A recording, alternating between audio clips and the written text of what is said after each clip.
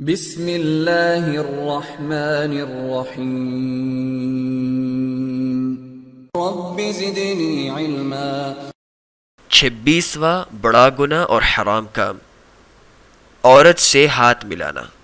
ہمارے معاشروں میں بعض عادات شریعت الہی سے تجاوز کر گئی ہیں اور باطل عادات و تقالید احکام الہی پر اس حد تک غالب آ چکی ہیں کہ اگر آپ کسی کو شریعت کا حکم بتائیں، اس کے سامنے دلیل کو بھی بالکل واضح کر دیں، تو وہ آپ پر قدامت پسندی، شر پسندی، قطع رحمی، صاف نیتوں پر شک کرنے کا الزام لگائے گا۔ غیر محرم عورت سے مصافحہ کرنا بھی انہی بری عادات اور جاہلانہ معاشرتی تقالید کا حصہ ہے۔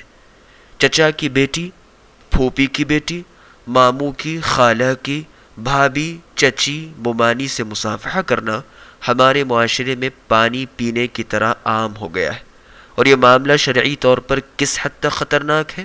اگر لوگ بصیرت کی نگاہ سے دیکھیں تو کبھی ایسی حرکت نہ کریں۔ رسول اللہ صلی اللہ علیہ وسلم کا ارشاد ہے، لَأَن يُطْعَنَ فِي رَأْسِ أَحَدِكُمْ بِمَخِيطٍ مِّنْ حَدِيدٍ خَيْرٌ لَهُ مِنْ أَن يَمَسَّ امْرَأَةً لَا تَحِلُّ لَهُ۔ الطبرانی جلد 20 صفحہ نمبر 212، صحیح الجامع الصغیر الالبانی حدیث نمبر 4921۔ تم میں سے کسی کے سر میں نشانہ بنا کر سوئی ماری جائے تو یہ کسی غیر محرم عورت کو چھونے سے کہیں زیادہ بہتر ہے۔ کسی غیر محرم اجنبی عورت کو چھونا ہاتھ کا زنا ہے، جس طرح کہ رسول اللہ صلی اللہ علیہ وسلم نے فرمایا، العینان تزنیان والیدان تزنیان والرجلان تزنیان والفرج یزنی۔ مسند احمد جلد نمبر 1 صفحہ نمبر 412، صحیح الجامع الصغیر حدیث نمبر 4126۔ حرام چیزوں کو دیکھ کر دونوں آنکھیں زنا کرتی ہیں، حرام چیزوں کو چھو کر دونوں ہاتھ زنا کرتے ہیں، حرام کاموں کی طرف چل کر دونوں پاؤں زنا کرتے ہیں، اور شرمگاہ بھی زنا کرتی ہے۔ کیا محمد صلی اللہ علیہ وسلم سے بڑھ کر بھی کوئی پاک دل ہو سکتا ہے؟ لیکن اس کے باوجود آپ نے فرمایا، انی لا اصافح النساء۔ مسند احمد جلد نمبر 6 صفحہ نمبر 357، صحیح الجامع الصغیر للالبانی حدیث نمبر 2509، یعنی میں غیر محرم عورتوں سے ہاتھ نہیں ملاتا۔ نیز آپ کا ارشاد گرامی ہے، انی لا امس ایدی النساء۔ المعجم الکبیر للطبرانی جلد نمبر 24 صفحہ نمبر 342، صحیح الجامع الصغیر الالبانی حدیث نمبر 7054۔ میں اجنبی عورتوں کے ہاتھ نہیں چھوتا۔ عائشہ رضی اللہ عنہ بیان کرتی ہیں، ولا واللہ ما مست ید رسول اللہ صلی اللہ علیہ وسلم ید امرأة قط غیر انہ یبایعہن بالکلام۔ صحیح مسلم جلد نمبر 3 حدیث نمبر 1479۔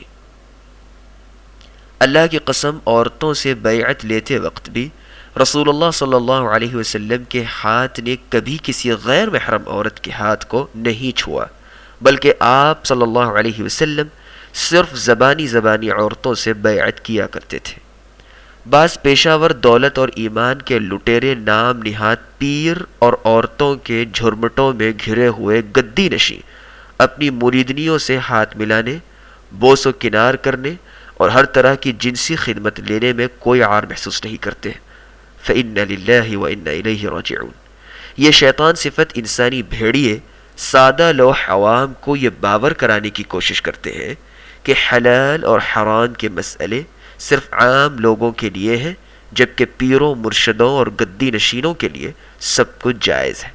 پاکستان کے مشہور شہر لاہور میں بوسا پیر عرف ناخون والی سرکار کا قصہ کئی مرتبہ سنا جا چکا ہے، جو اپنے مریدوں اور مریدنیوں کو ایک دوسرے کا بوسہ لینے کا حکم دیتا ہے۔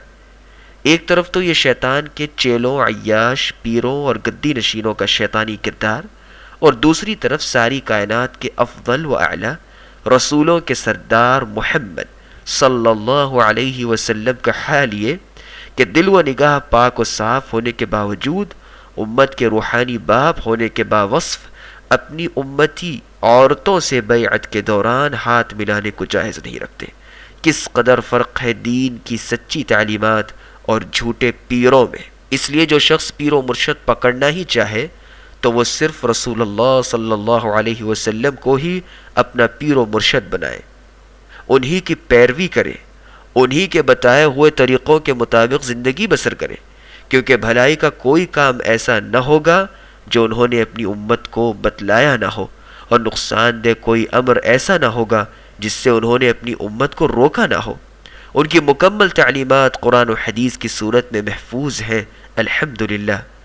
تو ان جیسے سچے مخلص خیر خواہ پاک باز حقیقی پیر و مرشد کو چھوڑ کر دوسروں کا دامن تھامنا کسی بھی عقل مند مسلمان اور غیرت مند ایماندار شخص کو زیب نہیں دیتا۔